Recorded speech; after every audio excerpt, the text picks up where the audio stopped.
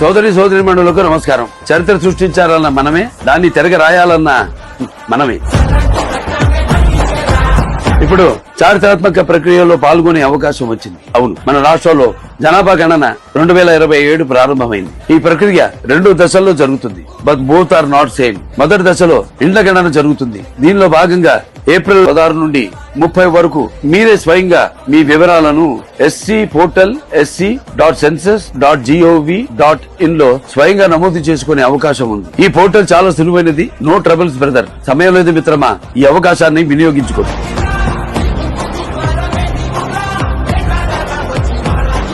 Central అయినా state అయినా జనాభా గణనే ప్రణాళికలకు ఆధారం. వివరాలు ఇవ్వడం వల్ల మీకు వస్తున్న పథకాలకు ఏ ట్రబుల్ ఉండదు. రండి, మనందరం జనాభా గణన వివరాలు ఇచ్చి మన వంతు కర్తవ్యాన్ని నిర్వహిద్దాం. చరిత్ర సృష్టిద్దాం.